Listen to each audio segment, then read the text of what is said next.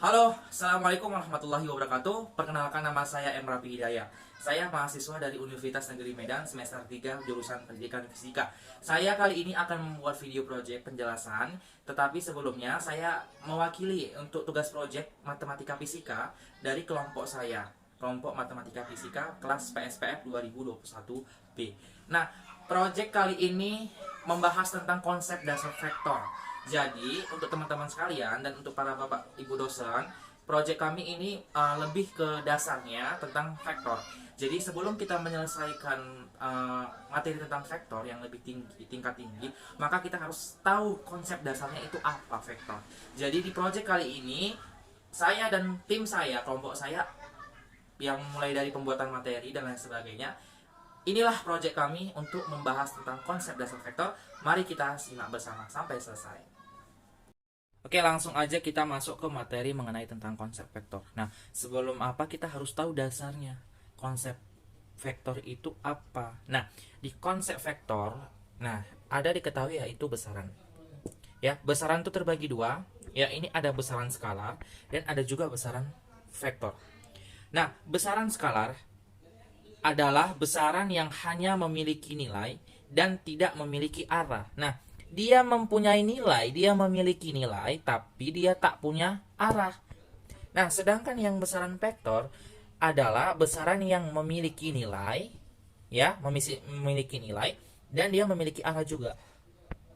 Ya, ini dah perbedaannya ya. Jadi skalar itu adalah dia memiliki nilai tapi tak mempunyai arah. Sedangkan dia besaran vektor itu adalah besaran yang memiliki nilai ya dan juga dia memiliki arah. Nah, kita lihat contohnya di sini. Untuk besaran skalar itu contohnya apa? Jarak, luas, volume, daya, kelajuan dan lain-lain. Nah, ini mempunyai nilai tapi tak mempunyai arah. Sedangkan besaran vektor itu contohnya adalah perpindahan, kecepatan, percepatan, gaya dan lain-lain. Nah, perpindahan, kecepatan, percepatan, gaya dan lain-lain ini adalah dia mempunyai nilai dan juga mempunyai arah. Jadi inilah perbedaan antara besaran skalar dan besaran vektor. Oke, nah kita langsung masuk ke contoh. Oke, kita masuk ke contoh. Nah, di sini kita akan lanjut. Ini anggap aja ya, ini orang ya, karena nggak pandai buat orang, anggap aja ini orang. Ini ada sebuah jalan ya, kita anggap ini jalan. Ada titik A, ada titik B, dan ada titik C. Nah, orang ini ya, orang ini akan berjalan ke titik B dengan jarak 10 meter. Nah, kita hapus ya, orang kita hapus. Anggap aja orang yang tadi di sini yang digambar itu pindah ke sini. Oke, kita pindahkan. Oke. Orang yang di titik A tadi pindah ke titik B ya, itu jaraknya 10 meter. Jadi dari titik A ke B adalah 10 meter. Nah, orang tersebut berbalik arah ya. Udah ke titik B, orang ini dia berbalik arah ke titik C. Oke, ke titik C.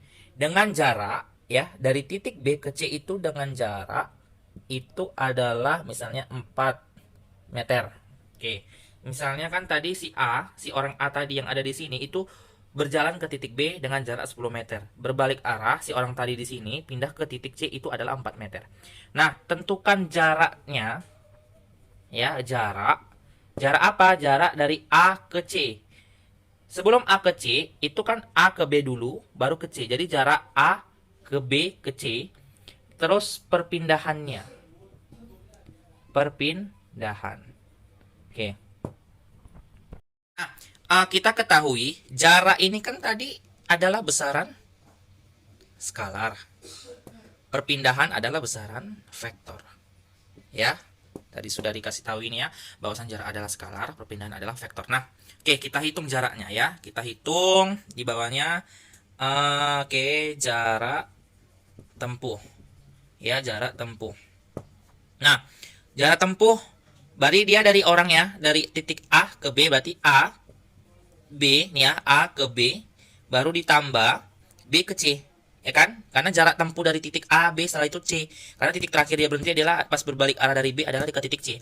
AB tambah BC. Ya, AB tambah BC. Oke, nah, masukkan angkanya. Berapa jarak AB tadi berapa? Yaitu 10 meter. B ke C adalah jaraknya 4 meter. Nah, Oke, ya udah tambahkan aja 10 tambah 4 adalah 14. Berarti jarak tempuhnya ya itu adalah 14 meter. Kita lanjut ya, kita hitung adalah perpindahannya. Perpindahan adalah dia punya nilai ya, dia punya nilai, punya juga arah. Oke. Berarti adalah perpindahan ya, perpindahan.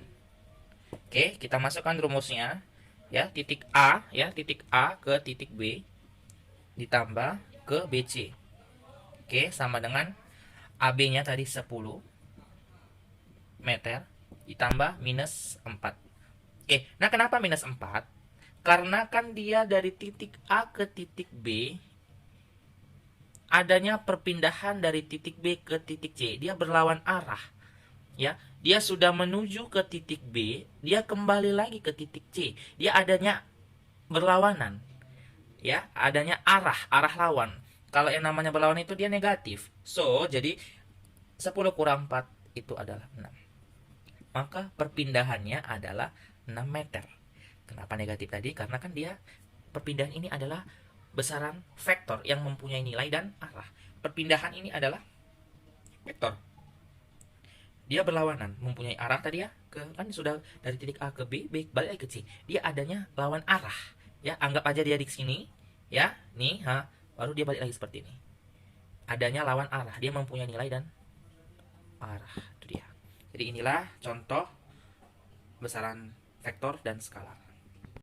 Oke, nah kita langsung ya cara menggambarkan vektor. Nah, jadi kita harus kenal ini ya. Nah, cara untuk menggambarkan vektor ya, vektor digambarkan dengan sebuah anak panah dengan terdiri atas pangkal, panjang, dan arah anak panah. Contoh, perhatikan contohnya ya. Di sini ada sebuah vektor. Yang mana pangkal? Nah, inilah yang termasuk pangkal. Nih, ya, di pangkal.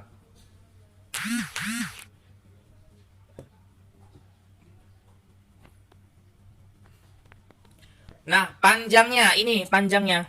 Panjang vektor dari sini ya, dari sini sampai hingga di sini. Ini adalah panjang vektor. Oke. Nah, arah panah inilah dia arah anak panah. Oke. Nah, ini dia ya. Jadi cara menggambarkan vektor itu ini dia. Jadi kita harus tahu pangkal. Ya, ini pangkal, titiknya. Ini dia panjang vektor. Nah, inilah arah anak panahnya. Oke, kita langsung aja ke notasi vektor. Oke, perhatikan. Nah, notasi vektor perhatikan ini ya. Ini ada titik A, ya, pangkalnya di titik A. Arah vektornya ke B. Maka vektornya adalah vektor A, B. Nah, jangan terbalik. Nah, kalau dia misalnya, ya, ini titik A, ini titik B. Pangkalnya itu ada di titik B. Ya, pangkalnya ada di titik B, arahnya itu ke titik A. Berarti vektor B A. Jadi jangan salah. Kenapa? Karena titik pangkalnya di sini dia B, titik pangkal di sini A. Jadi dia cara bacanya yaitu vektor AB karena titik pangkalnya mulai dari A, makanya vektor AB. Nah, kalau ini titik pangkalnya di B, maka vektor B BA. Lihat. Penamaan vektor bisa juga menggunakan huruf non kapital. Yang dikatakan non kapital itu berarti dia tidak kapital. Huruf kapital itu kan huruf besar. Jadi kalau katakan non kapital itu berarti yang boleh dia menggunakan tidak huruf besar, yang diberikan tanda panah ya di atasnya atau diberikan garis bawahnya atau ditebalkan. Contoh nih. Huruf U. Nih. Atau I. Vektor I atau J. Nah, intinya ada garis panahnya di atas ya, menandakan ini adalah vektor. Atau dia digariskan bawah seperti ini, atau dia tebal, mungkin dia hurufnya agak tebal ya, agak tebal. Nah, inilah ya penamaan vektor. Jadi inilah dia adalah notasi vektor. Oke, nah kita hitung 1, 2, 3, 4, 5. Berarti ini ada 5 ya, 5 positif ya, karena dia ke kanan. Kita lihat dari atas.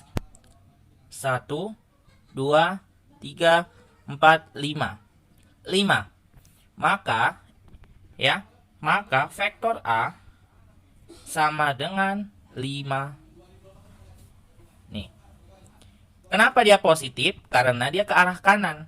Ya, ini yang pertama, angka yang pertama ini dia yang horizontal. Ya, horizontal. Yang ini adalah vertikal. Oke. Nah, jadi kita hitung 1 2 3 4 5, maka 5. Kita lihat dari atas ya, arah panahnya ke titik bawahnya ya, 1 2 3 4 5 juga. Maka 5 5. Maka vektor A adalah 5 5. Dia positif karena dia ke arah kanan. Nah, dia.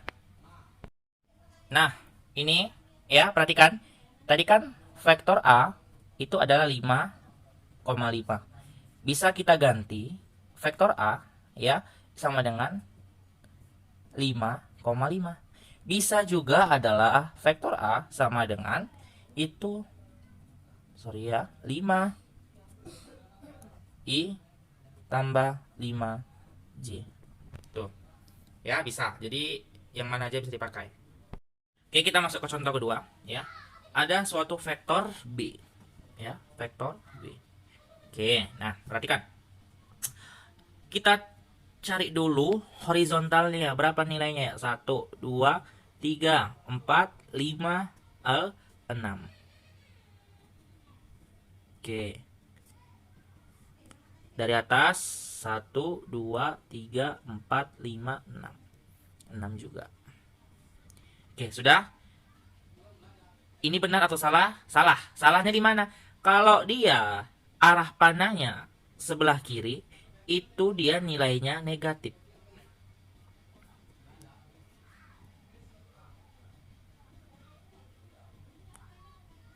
Ya, nilainya adalah negatif. Maka minus 6. Ya, minus 6.